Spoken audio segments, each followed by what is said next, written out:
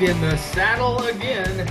We are back again for students, teachers, and the generally curious to discuss the challenges to America's constitutional system of government here in the 21st century. But before we get to that discussion, let's provide teachers and students the FOP question of the day, which was inspired by the topic of today's We the People FOP discussion. So I'd like teachers, maybe if you lead the discussion, or students within your units, I'd like you to explain whether you agree or disagree with the following statement. And you, of course, would, in the typical civic education way, need to explain why you agree or disagree. Students and teachers have no First Amendment rights to a cell smartphone device on campus during the school day. So state legislatures are not prohibited from banning these devices from public schools. So do you agree or disagree with that statement? I hope you enjoy that conversation as we are going to move into talking about social media platforms here in a second. But since we last saw each other, friends, there has been, unfortunately, another school shooting. I would like to say that I am shocked and dismayed, but as vice presidential candidate J.D. Vance observed, this is just a way of life and we have to adjust to it. I'm wondering, friends, do you have any thoughts about this observation? History does teach us that man is a violent beast. Our guy Thomas Hobbes affirms this in his work Leviathan. So do we just need to deal with it and adjust accordingly by building more secure schools and training better staff to deal with this and making sure that schools are not soft targets? So what are your thoughts about how we deal with this problem there, Professor Kavanaugh? Or about Mr. Vance's observations? It's just a way of life. He said it's a fact of life. That one too. Yeah, fact of life. I believe the Republican candidate for the presidency said we just have to get over it. And a previous quote from not this most recent shooting. As a person that's working in a school, I struggle with this. As a person whose school was swatted 2 years ago, and it was a fake call, but no one knew it at the time. And we had SWAT coming into our building, and secretary's panic voice yells, "Lockdown, lockdown, lockdown." And as a person who grabbed kids out of the hallway to bring them into my room, and as a person that was handing out different things we can use for weapons, and as a person who's standing next to this classroom door with a cricket bat that I have in my room for just such an occasion, a person was standing next to the door as the SWAT comes into my room with their long barreled rifles, and me ready to swing on them, and the police officer saying, "Sir, put down the bat." As a guy who had to be let out of the room, we were the first room to be cleared in our building. So we did not know at that time it was a hoax. And you have your hands up, and the police officers have with a SWAT, they responded great. I mean, the police response was fantastic. It pains me because we're all old enough to know that this didn't used to happen. That we didn't have to do this, and I don't know if candidate Vance is correct that this is just a fact of life now. It seems to be this way, but we seem to be the only country that has to deal with it because of our just because of multiple reasons. And this show is not going to be about that. And I could really use a lot of language because honestly, I'm seething inside that we continue to have this happen and we do nothing. And the idea that you're going to arm teachers, the idea that you're going to make schools a much more difficult target. Do you think someone that wants to shoot up school kids are not just going to wait across from the bus stop? Do you think they're just not going to go to a soccer game? They're not going to go to a high school football game? They're just not going to go some other soft target in society? It just is. It's about mental health and it's about the guns, period. And we refuse to do anything about either. So if we're refused to do anything about either, why not? I'd be much more content if candidate Vance would have just said he doesn't really care about the school kids. He cares more about somebody's ability to go out and buy a long barrel rifle at 20 years old. And kids are just going to get shot and killed, and teachers are just going to get shot and killed because of it. Why don't you just be honest about it? But they're not. So I need to stop. Sorry. Wish you wouldn't have asked me that question. Mike or Tim? Anything to add to Chris's? He's had an experience kind of with this. Yeah, I mean, I just I think your question was what we should do about it. And geez, if I knew that answer, then I don't think I'd be doing this program today. I might be doing something else. I I don't have personal experience with this. I do have twin boys who are 16, and there's not a day that goes by that I don't think about it when I drop them off, as I'm sure all of us have, maybe with our kids or whatever. Um, I'm kind of just shocked by the numbness of it all. Even my kids are just numb to it, and to some extent, this is sadly where JD Vance maybe has it right in terms of it's become a fact. Um, my kids I talked to them about afterwards, and they were just like, yeah, this could happen. Um, one of the girls I interviewed that was sat next to him, I was watching that interview and I was just amazed about how she was so deadpan with just her telling the story like she was telling any kind of story, you know? And I think this does maybe probably why maybe you're asking this is going to talk about social media. I think there's just a numbness to it all. Um, we have a violent culture. We've had a violent culture from the beginning. We also have a very decentralized way of decision making, which makes it harder for us to respond and change that. There's other violent countries like Australia who've been able to control it in ways because they have a different sort of political system where they can pass laws. I'm not convinced it's just about policy. I think it's just about some cultural norms and how we see violence. So I don't know. I don't know how we make that change in our lifetime. Yeah. Your name, Professor Moore? No. My son, one of my sons was at a school that had a kid show up and was threatening in a room right across the hall from the room that he was in. He's a pretty stoic kid, and he was pretty shook up. So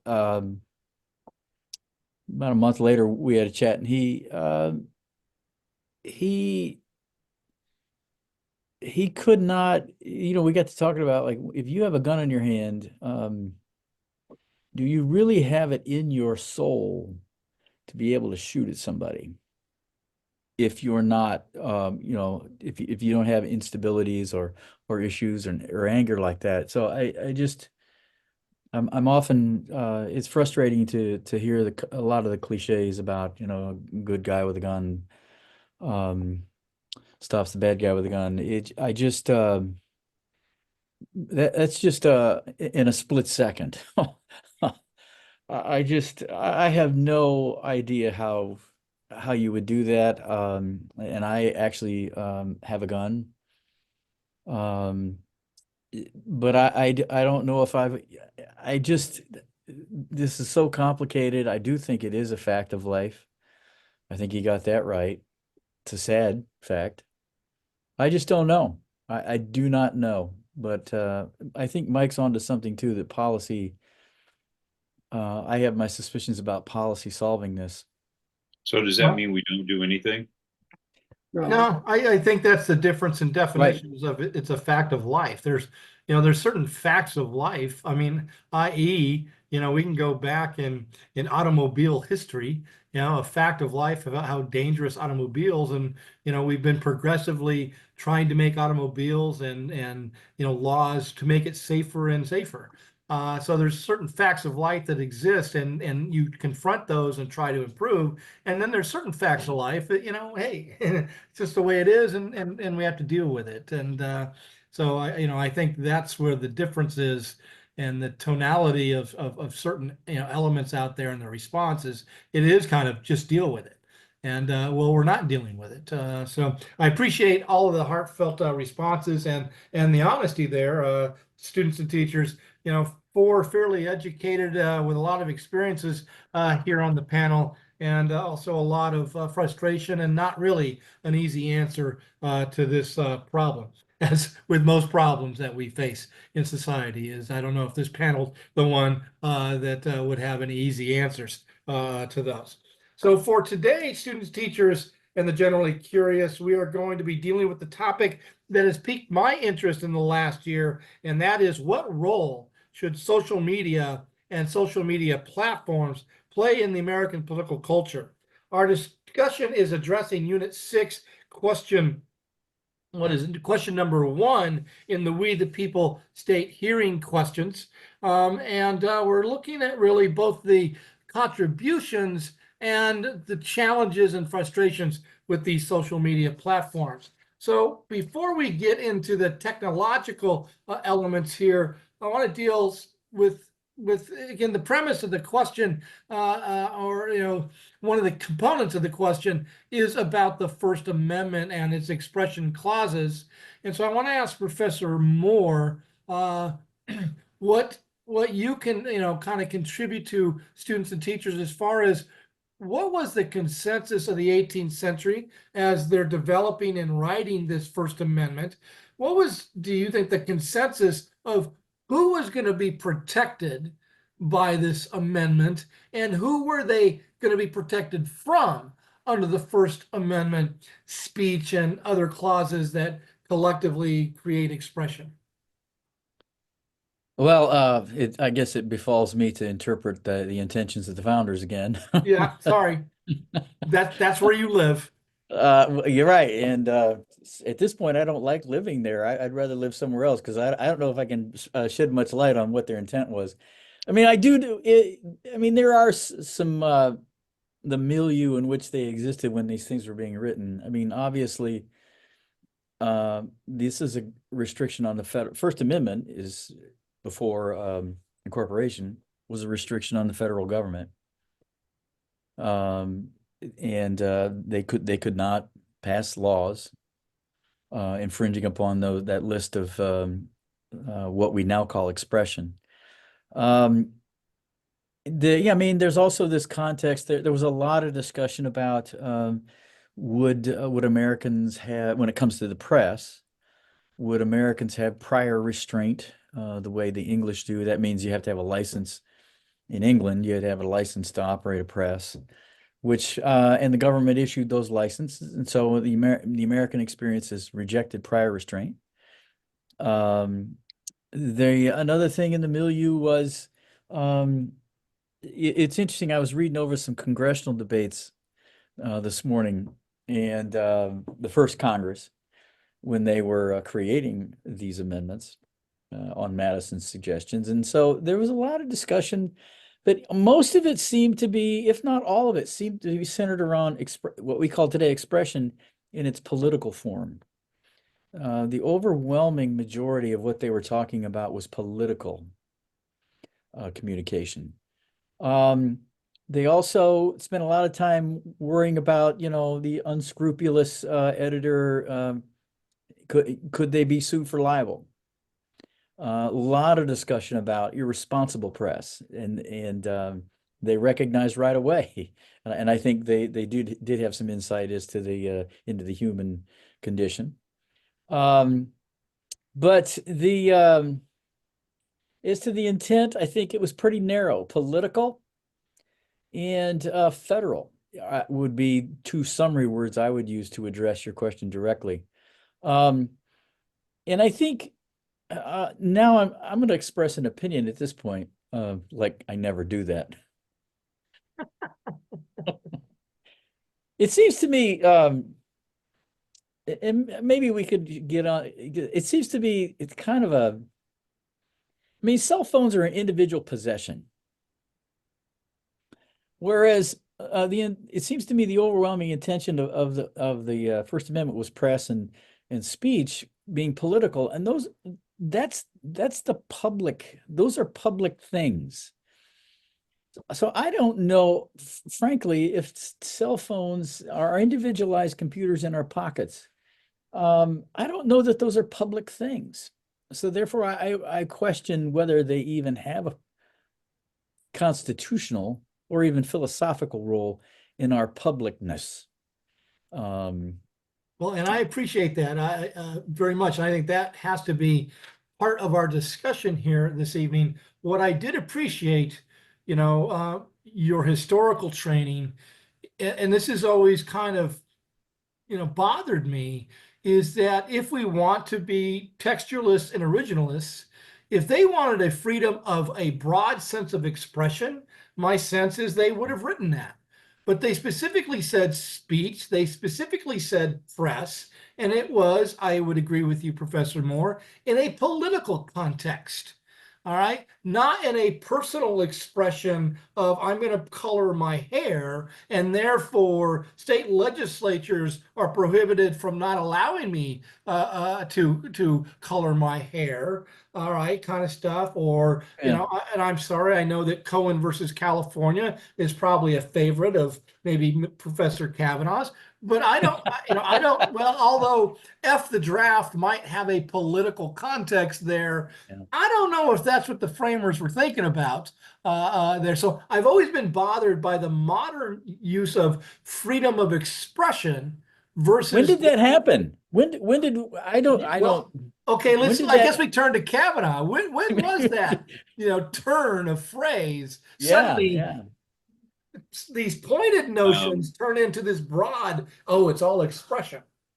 I don't know that I can point to a specific case, honestly. When you start thinking about carrying, obviously I'm going to go with carrying a sign.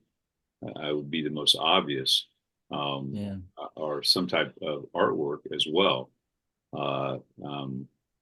So I can't tell you the first time the court decided to branch out, so to speak, with freedom of expression. I don't know. I have to check and see. I don't know. I don't know the exact. And the last thing there, Tim, is I think you got to it, is at least from the language, and it seems the intent was, consistent with political theory, was to protect you from government action. All right, state action doctrine. All right, Congress shall make no law.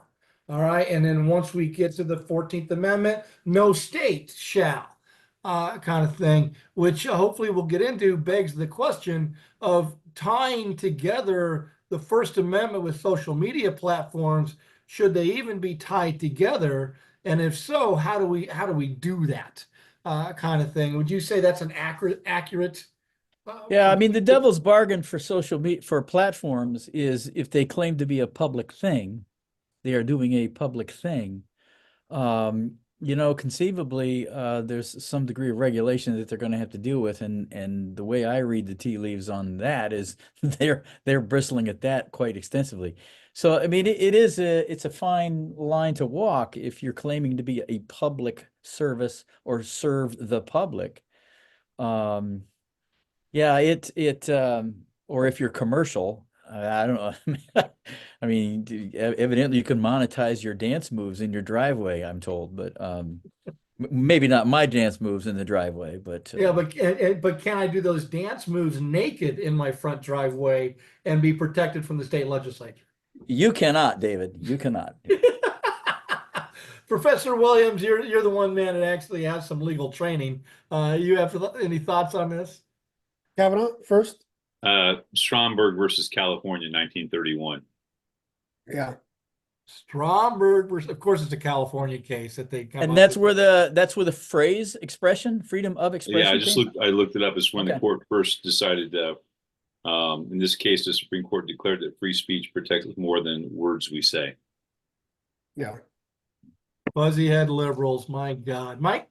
I'm not sure the court was fuzzy-headed liberals in 1931. Yeah, I know. I was hoping you'd catch that.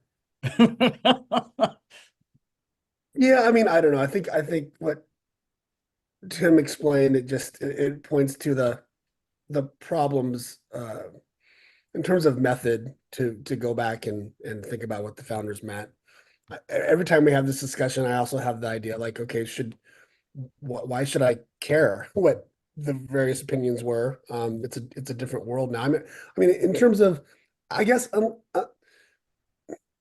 if we cared about the principle, right? And if the principle was political speech, then we could start having, I think, narrow debates over what makes speech political, right?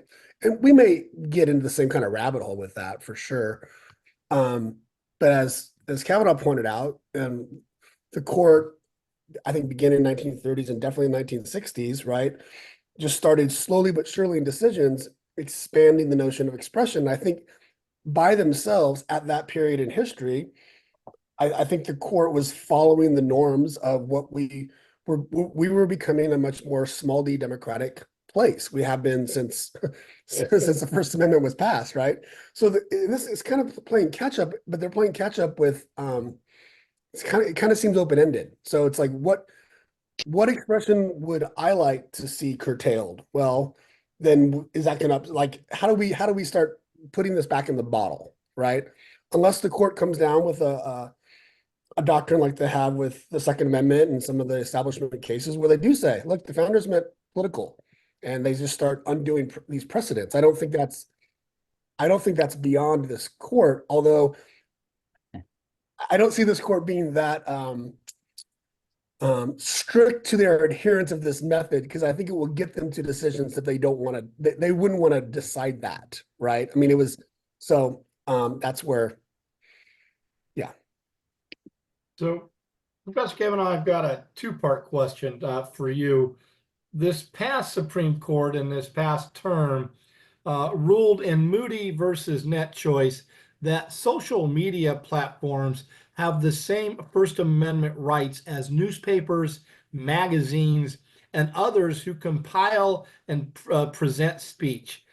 You agree with the court as far as those two entities?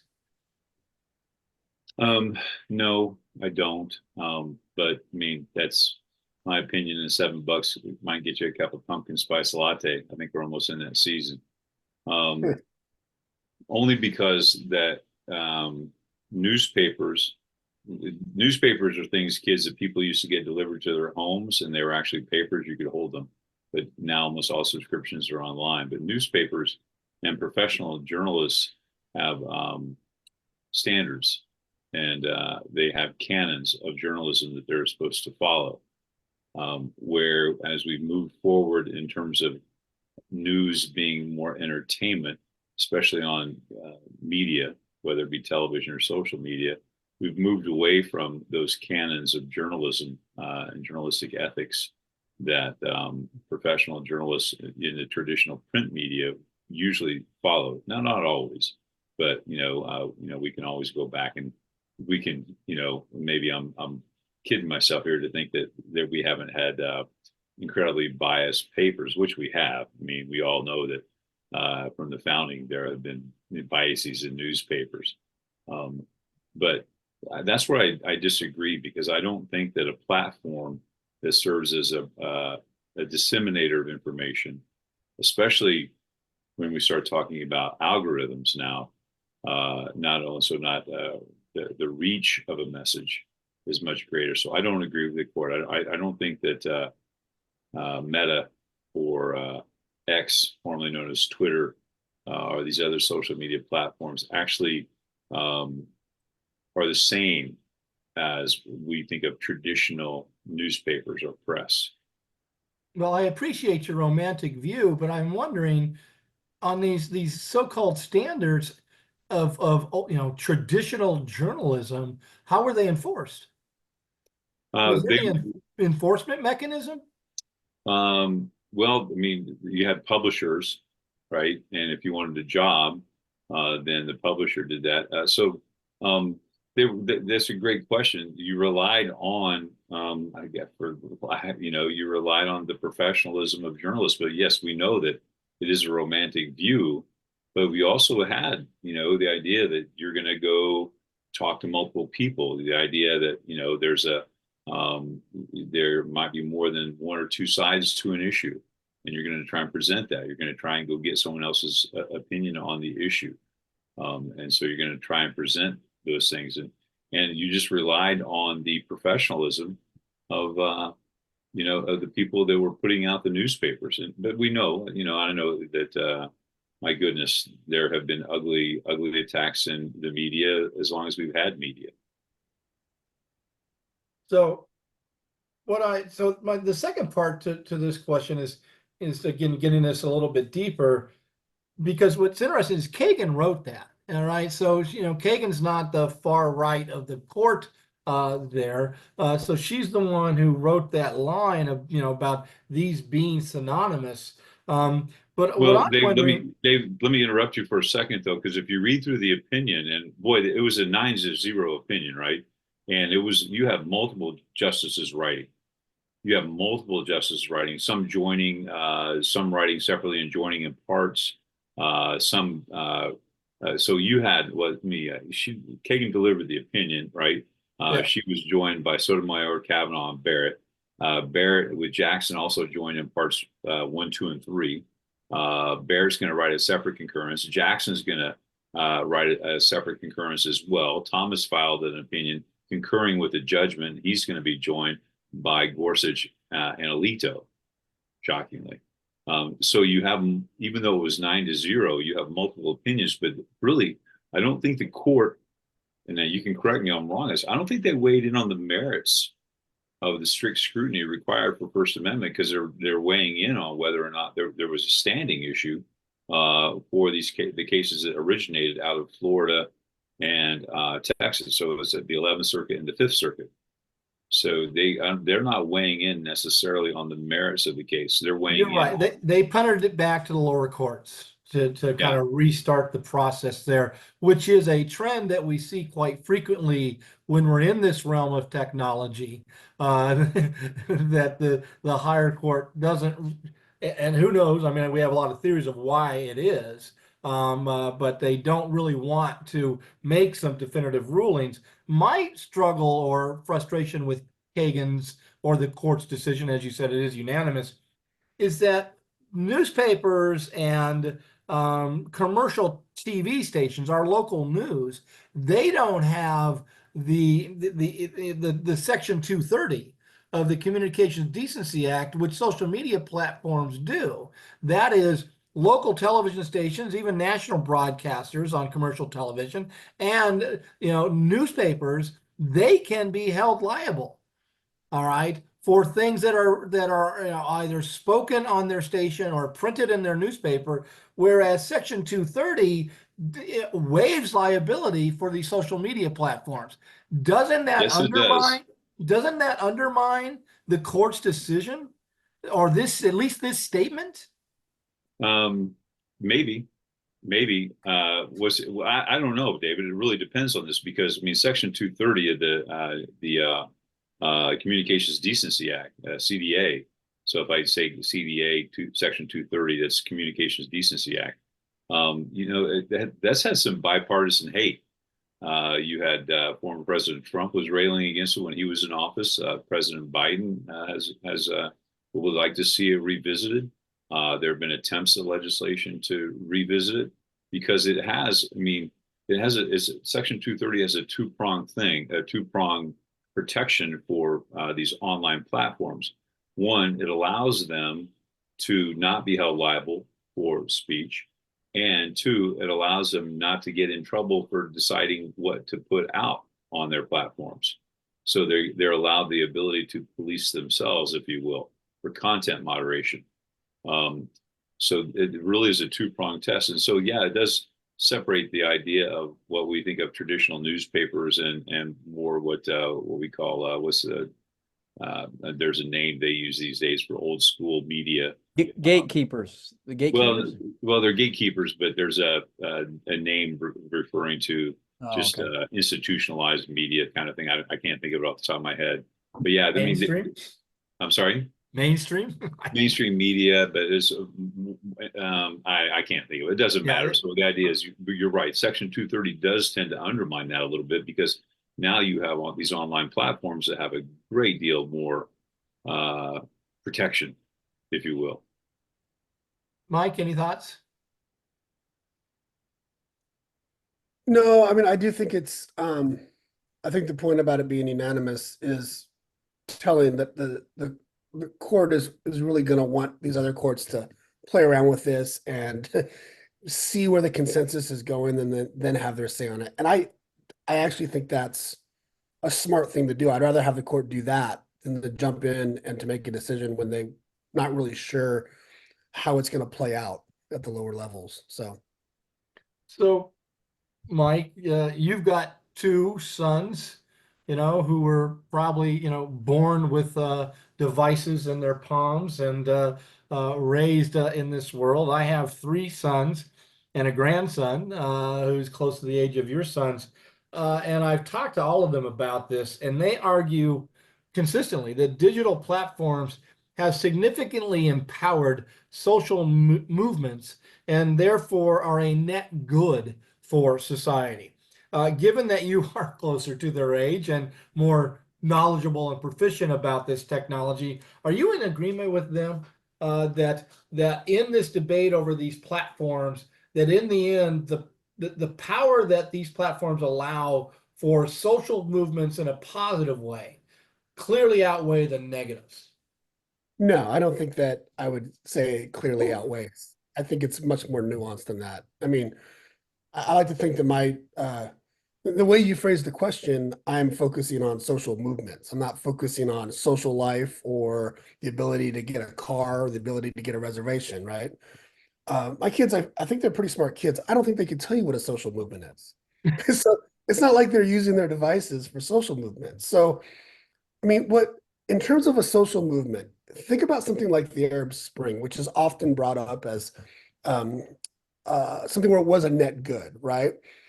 In that activists used Facebook, I think at the time it was Facebook and other platforms, to organize themselves to get dictators out of power. At the same time, the country of Egypt, in responding to this, cut off the internet in the country to stop the protesters from doing it. Now, it didn't work in terms of keeping them in power, but it shows how it's a double-edged sword. Like, just as much as civil society activists can use social media for good, authoritarian leaders can manipulate it for bad. So I think we should keep that in mind. I also don't think if it was this powerful device that was empowering social movements, wouldn't we have seen more policy changes or positive outcomes coming out of it? The Arab Spring, there's one country that is marginally democratic right now, Tunisia. All the other countries that went through the Arab Spring did not become democracies. Right? The Black Lives Movement definitely benefited, right, from the use of social media to organize people to go to the streets to protest, right? I think that's a net good, right? Sharing of information. How many communities have seen policies change in terms of relationship between the police and local residents, or of all the other demands that the Black Lives Matter wants? And I would say it's few and far between. So when you phrase it as benefiting social movements to be successful at some point have to change either the consciousness or the framework of the culture and or have a policy change. And I don't think, maybe we just haven't had enough time. I can't think of anything where you would say social media is the root cause of that kind of either mindset switch and or policy change. So that's why I think it's much more nuanced than your kids and probably my kids think it is. Well, and I use the term social movements because it's obviously in the question. So let me ask it this way. Have these platforms made it easier for groups to expand their movement and become more effective in a shorter amount of time than, let's say, the civil rights movement of the 50s and 60s? I think I'll it has. respond. Go ahead, Mike. Oh, you go ahead, Tim, please. Well, there are social movements and then there are social movements. I mean, I'm going to use that's Right. something profound. Yeah, write that down, Chris. I mean, I guess my glib kind of snarky response to that, it's not a social movement till a bunch of people get their heads caved in. Meaning, some social movements, you go out, you take your selfie. My son was involved in some of the George Floyd, post George Floyd stuff. And he got pretty disillusioned with his peers pretty quickly because they were, to him, they would go to Denny's afterwards and share their selfies about how wonderful they looked in their protests. Now, to me, that's a thin social movement, and I wonder if it even is a social movement. So I guess there's thin social movements, and I think social media helps that, certainly. But then there's thick social movements where people like John Lewis, they get their head caved in. Mhm. And I don't know that digital connectedness makes things very thick. Yep. And it seems to me effective to you, that part of your question. Effective needs thick. Yeah. Thick commitment. Yeah, I agree with that. And I was just also going to add it because it can have a quickly get groups together. I think it's more likely could be harmful. Like a group of people to get together on the short term to commit violence, right? That could be accomplished and that could have a very net harm to society in a way that getting people together on a policy issue, whether it's climate change or racial issues, I mean, to get those changes, like Tim was saying, yeah, you got to maybe get your head knocked in, and you have to have resilience. It's more than just the selfie. So, the disinformation and misinformation and the way it can be used to get people together emotionally to do things that aren't good. I think that's actually more likely than it is getting them together to do something positive in the long term. So, and Tim, can I just clarify when you use the term thick?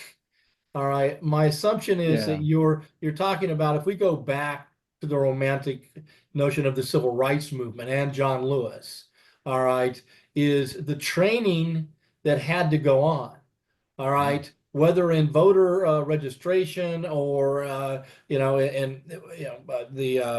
sit-in movement, a lot of training went on, a lot of discussion, explaining to people, and again, a lot of understanding of the commitment that had to be made.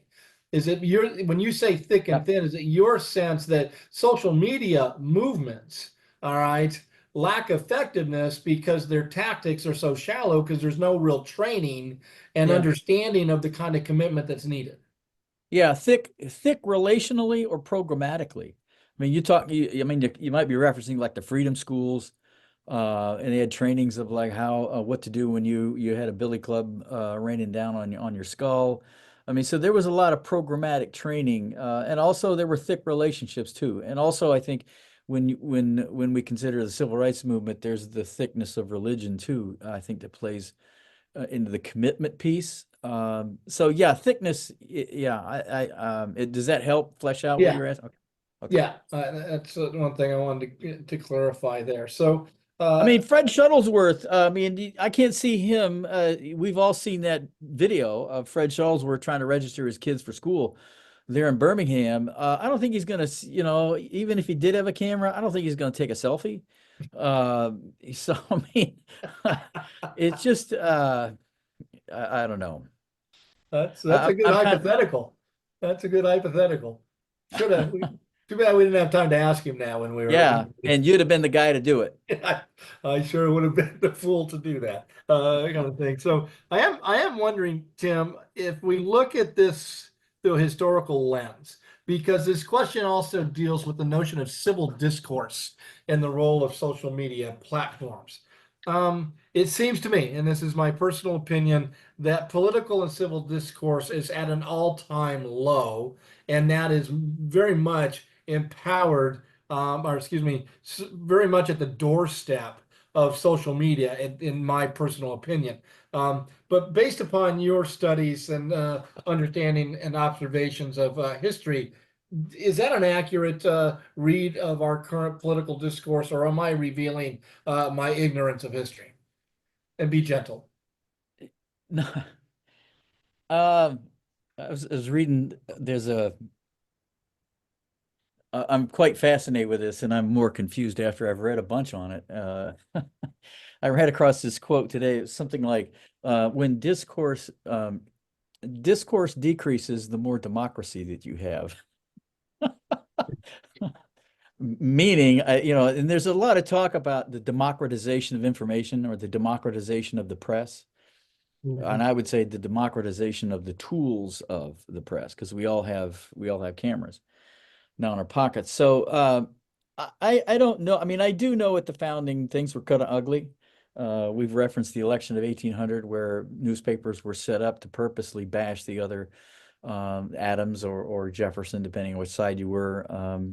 There's all kinds of ugliness in the press during ratification, a lot of name calling and ad hominem attacks, and there are some wonderful satirical, mean satirical pieces attacking Federalists and attacking anti-Federalists. I think I've said this before, the 1840s and 50s in the political rhetoric was quite heated. There's violence in Congress all the time. And so I think, I don't know whether I do know there's more presses now. If indeed the phone is a medium, a legitimate medium of communication, the democratization of the press is, I think, the issue. So I don't know if it's worse. There's more.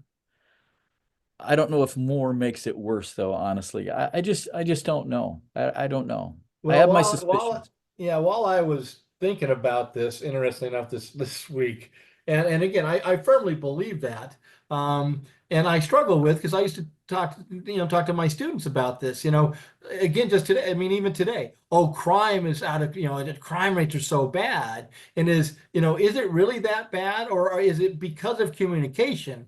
You're aware of more crime around the country, whereas 100 years ago, you may not have been aware of some crime in Waukesha, at least for a while, and the odds are it may not have reached your local Yeah. paper here in California. So is it really that bad, or do we just think it's bad because of the system of communication? But then I started reading, and don't laugh at me, but Dana Bash from CNN has come out with a new book with a partner called America's Deadliest Election: The Governor's Election of Louisiana in 1872. And I've only read about 25, and I'm learning so much. I didn't know much about this.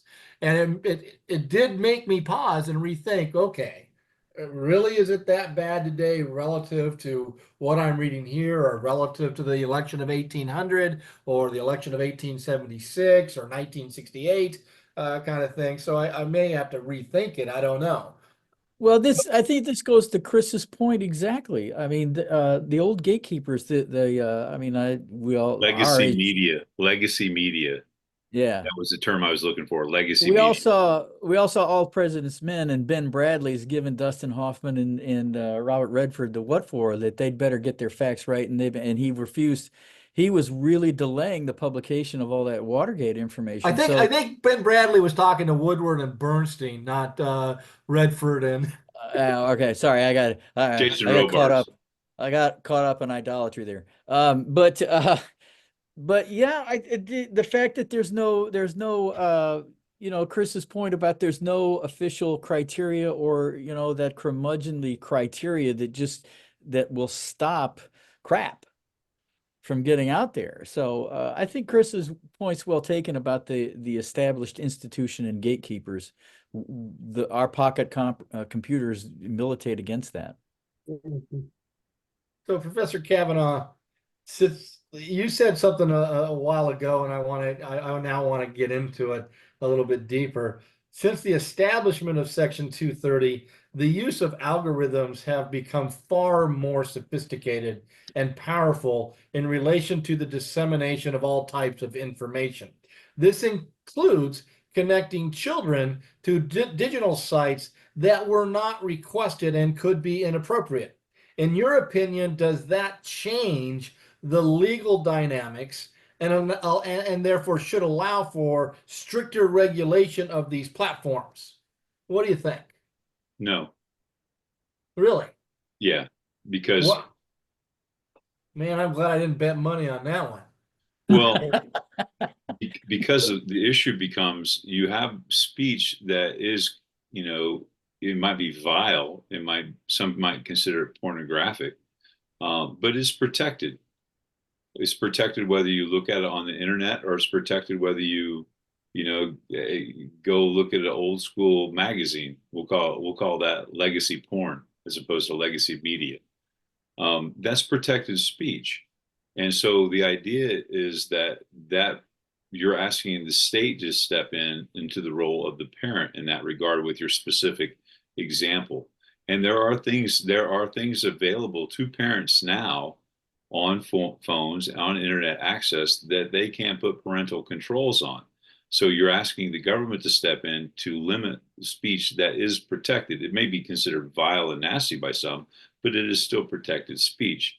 I think the concern with the algorithms as we're moving forward with artificial intelligence and the idea to amplify these messages, there are, I know your question doesn't deal with this, but we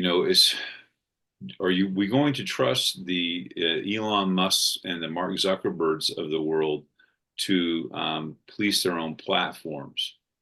Because we know what's happening on some of these platforms. And this kind of goes back to some of the cases we mentioned earlier, because people thought that conservative messages were being limited, which wasn't the case.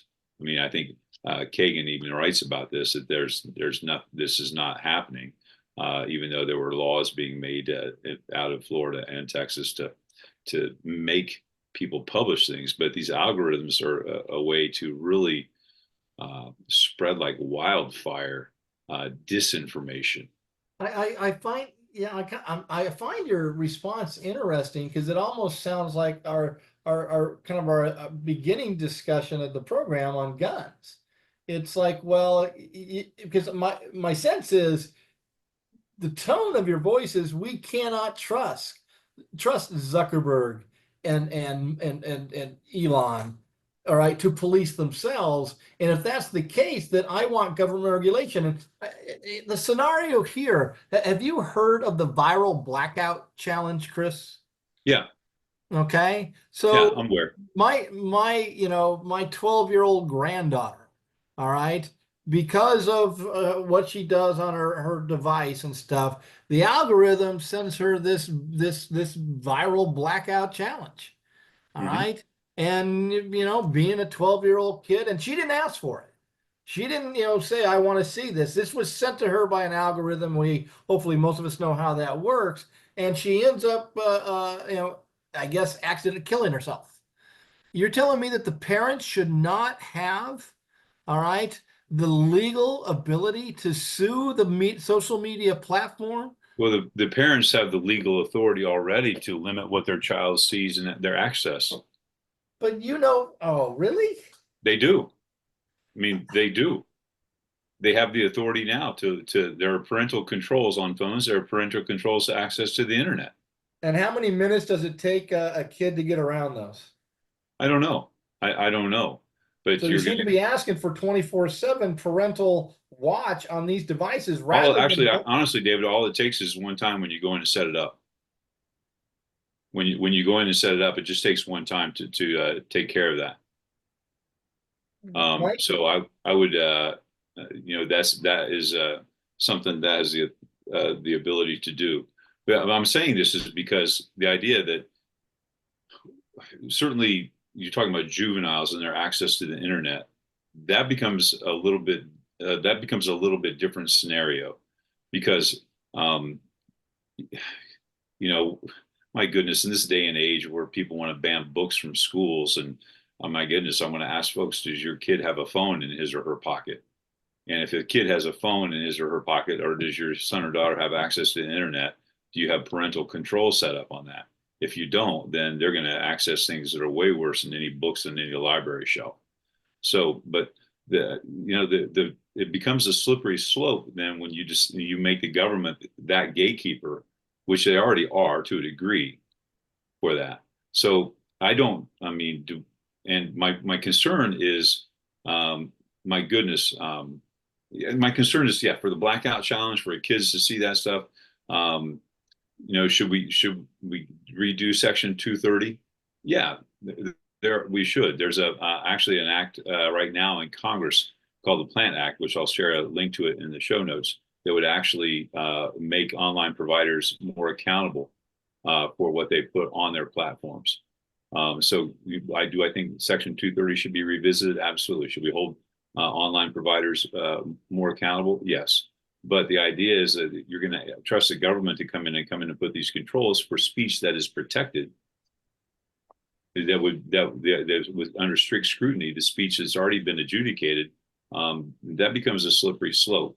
With the algorithms, I'm more concerned about, and with our platforms, and I know I don't think you have a question on this, is that what just happened this past week with the Department of Justice, right? And charging a Russian media company for paying for online influencers for their influence. And basically you have people putting out Russian propaganda and Russian misinformation during the election season. There is maybe a greater call for the government to step in, or the platforms to step in there and police themselves on misinformation. Tim? Yeah, I'm struck by, I just reread a book that came out in the spring, an author named Jonathan Haidt, Haight, I think, and it's called The Anxious Generation. And his thesis in this book, Haidt. that's right, sorry. Height. His thesis is we've overprotected kids in the physical world, and we've underprotected kids in the digital world. And it's this real odd paradox. And he draws out the underprotection piece quite a bit. I read the book again, and it's less about technology, it's more about parenting. And to your questions, Dave, really, I'm struck by the parenting piece here, and he has actually very practical suggestions. I don't know whether they're workable or not, but he has suggestions about schools too. But just this parenting piece versus algorithms is I don't know whether it's the little Dutch boy trying to hold back the flood, on the dike there. I don't know. Yeah, I'm struck by our discussion kind of dovetailing with some of the things that Haidt is talking about in this book, The Anxious Generation. Now, Haidt actually talks about parental controls quite a bit in terms of instituting parental controls that are actually on phones now and on your online access to internet in your homes. So that you have that method to control the flow, as it would be, right? So he talks about that quite a bit in the book. And if for anybody listening to the program, I would highly recommend that book. It's fantastic. And I'm a firm believer that kids from ages 11 to 10 to 16 or 17 should maybe not have a smartphone. Yeah, he said 21, but he's willing to bargain at 16, I think is what Well, I think when he's talking about the frontal cortex not being fully developed, I think his analogy was wonderful because he's talking about cement. If you go to put your initials in cement and it's too wet, your initials won't stay, right? That's when your brain is really young because you'll forget everything. If you go to put your initials in cement when it's almost already beginning to set, there's no way you can make a mark. That's after your frontal cortex is already pretty well established. But if you get kids in the right time frame, that cement is just the right consistency that when you put your initials in there, it'll be there forever. And this is what happens with social media and the idea of access to cell phones and online stuff with folks that are in that age group. Mike? Yeah, these questions, they literally make my head hurt. And they make me really doubt how good of a parent I am if there are these workable solutions, because yeah, there are workarounds that are so fast. I don't know how I as a parent can keep up with it. Just this weekend, I was traveling with my kids, and I follow them on Instagram only because I want to see what they're posting about, right? And one of my sons, I don't know if he let it slip or whether he just wanted to tell us. He's like, well, I have a private account, or I send out stuff privately. And I don't even know where to start to stop that. And then I'm sure that there's a workaround as soon as I stop it. it's frustratingly hard, especially when we know all the data, that it seems pretty conclusive right now that our addiction to these devices, not just young people, but all of us, is not good for us. It's not good for our mental well-being. So we're staring it in the face. It's like we know cigarette smoking is bad for you, right? We know driving without a seatbelt is bad for you. And it feels as a parent like I'm very much at a loss of how to do it, which makes me think maybe there is a role for government. The trick is, it's what our very first question was in this is, what is the fundamental right that is at stake? It's one thing for the government to require us to wear seatbelts. It's one thing for the government to require that kids can't buy alcohol or buy cigarettes, because driving and drinking and smoking are not fundamental rights. Well, I don't know, is socializing with your friends, is that a fundamental right? I mean, the way that you would get the government intervention, and I'm with you, Chris, maybe even in the best circumstances, that's too scary of a proposition. At the same time, I welcome that kind of help in other spheres, right? I want more of that help, like with guns, as we started talking about, right? Not that I think that's going to solve it, but there's only so much I can do as a parent. So to the extent that the court has defined the right to speech as the right to expression, and now it's like it's encompassing all this stuff, it feels like now it's kind of a fool's debate to even talk about the government doing anything. The court's just going to say, no, you can't, because it's a fundamental right. Well, I think, there is, and I'm this is one of the issues. And Mike, yeah, if you asked me 6 months ago, same thing, my head hurts. I guess I've developed clarity, and I'm all out of heavily regulating these industries. Now, I'll probably lose that, but at minimum, Chris and I can agree that Section 230 needs reform, and we need to change the liability factor. Because I think government regulation, given our history of our government and technology, government regulation might not be that effective, but civil suits could be. And so if you allow people to sue, all right, for communication through these platforms, that might go, all right, a long way to changing their behavior and forcing, space cadet Elon and Zuckerberg to regulate their platforms and all the other groups out there. And Didn't we try this in the 80s? Didn't we sue Blue Oyster Cult for Don't Fear the Reaper and Dee Snider and Twisted Sister? I think it was Black Sabbath, for somebody, like, kids unfortunately had committed suicide. Yeah. I mean, it's such a high hurdle, though, David. I mean, but given those failures, I mean, labeling records was, as I recall, a huge problem. I think the damage of social media platforms is exponentially greater than Black Sabbath albums were at any time. We might have had, a few kids, but we have healthy kids who get into this who, after a while, all right. I think the suicides to Black Sabbath, you were already dealing with some kids who had problems there. But I was going to say, there is a little light here, and that is the Court of Appeals Third Circuit, in a case called Nyla versus TikTok, has said that TikTok could be liable for death of this girl who was 10 here, because that kid did not access it themselves.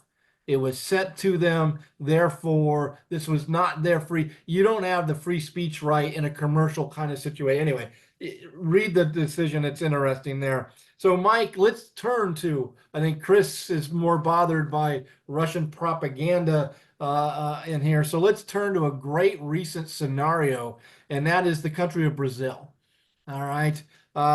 It has recently blocked the platform formerly known as Twitter, and that is X, and has put pressure on Elon Musk to limit his use of this Starlink technology, which has allowed people in Brazil to get around the Brazilian government's ban of X. And the argument of the Brazilian Supreme Court is that Musk has too much power to influence Brazilian politics by allowing dissemination of misinformation and disinformation. So I'm wondering if you can use that Brazilian situation to discuss the global approach to social media platforms, individual rights, and mass political movements. Not a Yeah, big question at all. no, not at all. Well, I can point the students to some things that they might want to look at on this. I think it's a great question, and I wasn't actually aware of this Brazilian case till you mentioned it, and man, it raises such a question of state sovereignty, right? And another way the nation state feels like it's coming under attack from these supranational forces, right? Um, if you're sitting in a capital anywhere and you're not thinking about the power of social media and the effect it can have on your country, then you're not thinking about the right thing. So this is a huge thing. When I first started doing research on this, about like, okay, how are countries restricting it in this kind of Brazilian way? And not surprisingly, the countries that came up were non-democracies, right? The Russias and the Chinas and the Pakistans. And there's a lot of examples out there of authoritarian regimes cutting off internet or trying to limit internet because they're afraid of the way it's going to affect civil society or individuals in their country. So then I started thinking about it and trying to find out, okay, what are countries that we consider democracies doing? Are there any examples? Because this is not an area that I study much, and there are quite a few examples out there, right? Most of the European countries, Australia, they have all passed laws that either restrict the use of different social media platforms or criminalize what can be put on them, like what we might call hate speech, right? Um, and these are not surprisingly countries that do not have the equivalent of the First Amendment, nor the interpretation of the First Amendment, and these debates that we were having at the beginning about what the founders would think about X, right? It goes to something we talk about a lot on this program, that we should be very proud of the fact, I think, as a society, that we have this constitution that has this history, and we can learn about the history and be proud of it. But the fact that it's such an old constitution, and the fact that after the first 10 amendments, we change it on average of twice every couple decades, makes it through amendments, right? Makes it like, at what point can the Constitution catch up with some of these social problems we're having today? And so there are examples, and I can put some stuff in the resources for students to look at how other countries are trying to restrict this in democratic countries. And then I think I think there are two conversations students could have after that. What do you think about this? Kind of the discussion we were just having. And, given your understanding of what you're learning through this curriculum about US law and the Constitution, are any of these restrictions even possible? What's the workaround? How is it going to be happening? So, yeah, that's what I got on that, Dave. We are again exceptional with this, in that we have done very little compared to the rest of the world on trying to get out in front of this. I don't see it as exceptional. I see it as it's all about greed. It's all about money in this country. And I'll be honest that the Brazilian Supreme Court are now my heroes, to be quite honest. Tim, Chris, any thoughts on what Mike shared? Well, I think that we've talked about this before in the program, and I think, David, you made the analogy about we regulate public utilities, right? And it is very difficult to operate in the world today without operating online. I mean, it's possible to be off the grid, but it's very difficult to do that. So when you're going to allow people to make vast fortunes off of the internet and social media, I think, I only said that earlier about be careful, because you're asking to limit speech that has already been adjudicated as being constitutional, when there are other protections. But I do think that, and David, you and I are in agreement here, we could require much more from these platforms. And I think it's imperative that we do. When you have over 75% of your population gets their information now from Facebook, and when Facebook is allowed to put on misinformation knowingly, that becomes a public harm. You think about the case of the Biden administration.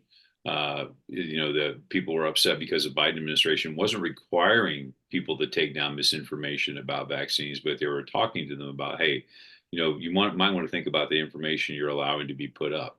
So if we treat these access to the internet as a public utility, I do believe there are ways for the government to provide greater safety and regulation. And it is, Mike points out that the European Union, Brazil, countries around the world have done it. And we choose again not to.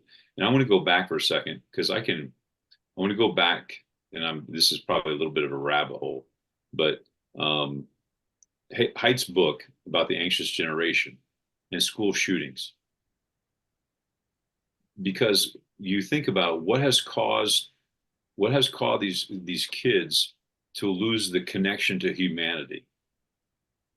And as a person that's still in the classroom, and okay, you're 2 minutes left in the period, and I know that every student watching this, if you're in a school that allows cell phones, what happens. You get on your cell phone because you want to check the TikTok, you want to check Snapchat, you want to check Instagram. You're jumping in there, and you've got living, breathing, sentient beings sitting right next to you, but the cell phone allows you an escape. I mean, I can walk around our building and I can see kids that are just kind of in nooks and crannies glued to their phones because of this addiction. And Haidt talks about the addiction of it. And so I think there's a connection between our addictions to these and kids checking out and losing that thread of humanity. I'm not blaming cell phones. I'm not blaming social media, but I do think that has exacerbated the situation a little bit to make it easier for kids to live in a world that doesn't truly exist, as opposed to the world of the people right next to them that allows them to disconnect from the humanity. And again, this is my opinion, my thoughts after reading lots of things. So that's just a little side note. Sorry. All right, gentlemen, we've come to the end of this program. As usual, we could probably go another hour, go down the rabbit holes, but we're going to save the mental health of our audience here and not do so. But as per tradition, we do a final observation, thoughts, insights that might be helpful to students and teachers as they prepare for this question. Professor Moore. There's a book. I'm going to recommend a book, and I did have it here on my desk earlier today. I don't know where it disappeared to. It's a challenging book in the sense that it's called The Death of Discourse. And the thesis is at some point, there's so much noise, there's so much information, there's so much stuff that it's all become white noise. I don't know if any of you, we probably all know what sound machines are in evenings. It's just a drone of noise. And so this death of discourse takes this Madisonian utopian vision of how the First Amendment's going to work, and it'll be this place of deliberation, consideration, a great modernist assumption about how, the inherent rationality of mankind. And it really questions whether we have too much noise, too much information, which reminds me of a song by the Police, Too Much Information. But I would really recommend, it's very readable. It's very readable. The Death of Discourse. It addresses a lot of these technology creating so much noise, it's hard to determine anything of value or truth. Professor Kavanaugh.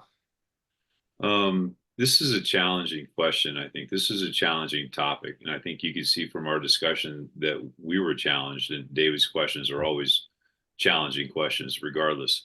This is a tough topic, but understand that technology in and of itself is neither good nor evil. Right? Technology is technology, and it's in the hands of humans. And we know that humans are both good and bad, right? Or is man inherently good or is man inherently evil? The answer to that question is yes, we're both. And yes, Tim, I'm giving in. We have never made progress as a species. So understand that technology in and of itself is not neither good nor bad. As Mike in his question earlier about social movements, but I think Tim's assessment of that thick and thinness of social movements was spot on. Are you in a social movement when you retweet something or you put a heart next to something and it's, oh, I did my part? Did you really?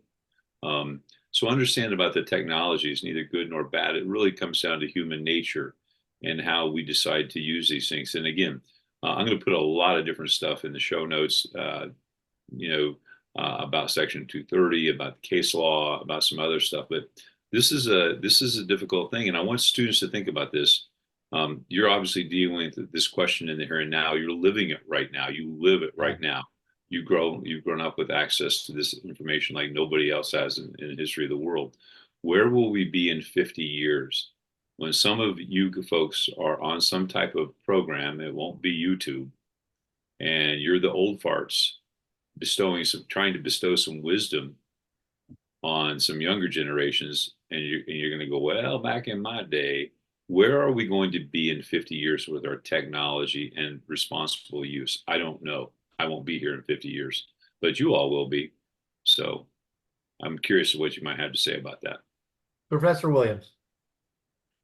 Yeah, we've said this every season, but it's a good reminder for the students and teachers that the point of these discussions are not to answer the question for you. With this question, and that mission accomplished tonight. Accomplished. And with this discussion in particular, I mean, Dave always comes up with great questions. I think the questions Dave are asking are a lot more interesting and a lot harder than the actual Unit 6 question that he based them off of. I think the Unit 6 question, I have confidence that all of you will be able to come up with good opening takes on it, right? Concerns, opportunities, tax change, the legal international frameworks. You'll do the research, you'll get that. But to kind of build off of what Chris was saying a little bit, but before I get to that, you noticed, even though I'm not a boomer, I'm officially a Gen Xer, right? When I say something that my kids think is like way out, I'm called a boomer. Like everyone over 40 is a boomer these days, right? So you're most likely going to have people listening to your discussions who are boomers, either literally or figuratively. So when you get to the question answer, I think you're going to get a lot of takes of like, stuff is bad. This stuff should be regulated. And I think you need to think through, as in your teams, how you're going to answer that in a way, not to convince anyone, but what are your best examples? What are ways you have gotten around some of the restrictions or not gotten around some of the restrictions? If you have an opportunity to talk to your parents, or if you're lucky enough to have grandparents and great-grandparents alive, ask them about their experiences with when TV first came out in the picture, or radio, and have that in your mind so that when you're having these conversations with judges who are no doubt going to have I think a different take than you, that you're kind of ready for those discussions in a way that could be, I think, really, really interesting and fun. So I would, after you get the hearing part of it done, I would have discussions in your group about those types of things. Well, my closing statement is I'm a proud Luddite. I disagree with Professor Kavanaugh. I do think technology is bad, and I do blame social media. And so keep that in mind, because as Professor Williams said, you could see me as a judge at some point. And so you better come fully loaded to convince me that I am wrong.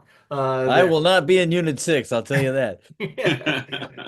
So I hope you enjoyed our conversation. I'm hoping we've given you some insights. In our next episode, we will be looking at Unit 3 in elections and voting. Until then, peace, love, yogurt, tacos. Bye-bye. Bye-bye.